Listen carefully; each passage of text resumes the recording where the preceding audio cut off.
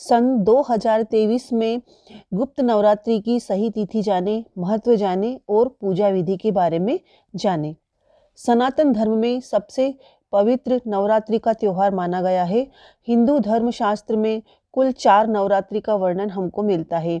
एक है शारदीय नवरात्रि और दूसरी है चैत्र नवरात्रि। इसके अलावा 2 गुप्त नवरात्रि भी होती है। यह गुप्त नवरात्रि माघ मास में और दूसरी आषाढ़ मास में पड़ती है। साल 2023 में पहली गुप्त नवरात्रि माघ महीने में आती है।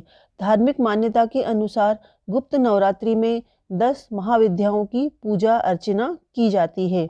गुप्त नवरात्रि में माँ अम्बे के 9 रूपों की पूजा करने से हर मनोकामना पूरी होती है।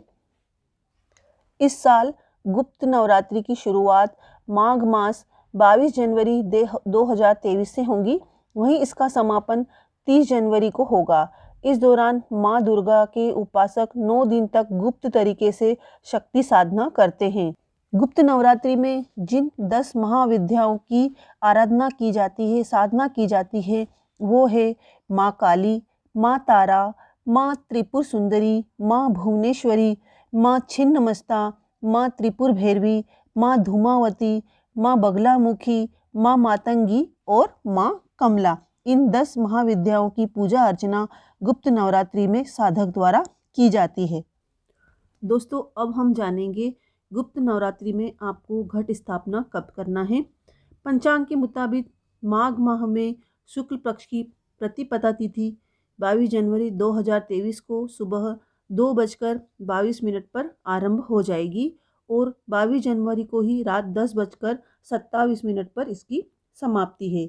अब हम बात करते हैं घट स्थापना के मुहूर्त की। 22 जनवरी को सुबह 10:04 से 10:51 तक घट स्थापना का मुहूर्त है और घट स्थापना का अभिजीत मुहूर्त दोपहर 12:17 से 1 बजे तक है। अब हम जानेंगे इसकी पूजा विधि के बारे में। दोस्तों, पहले हमें ये जानना होगा कि सामान्य नवरात्रि व गुप्त नवरात्रि में क्या अंतर है।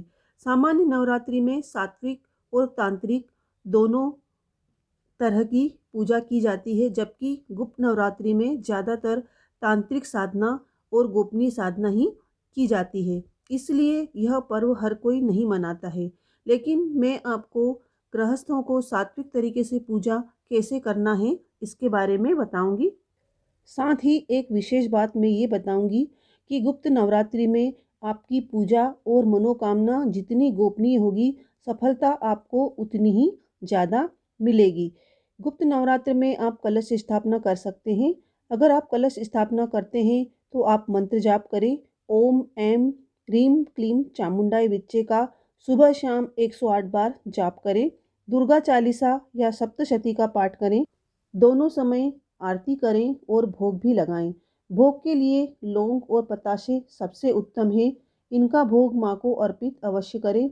लाल पुष्प अर्पित करें। अगर आपको कहीं लाल फूल नहीं मिल पाते हैं तो आप माँ को मानसिक रूप से भी पुष्प अर्पित कर सकते हैं। इस बात का ध्यान रखें कि माँ को आक, मदार के पुष्प, दुर्वा और तुलसी कभी भी अर्पित नहीं करते हैं, क्योंकि ये माँ को नहीं चढ़ाए जाते। साथ ही पूरे नवरात्र में अपना खान पान आहार सात्विक रखें। ब्रह्मचर्य का पालन करें।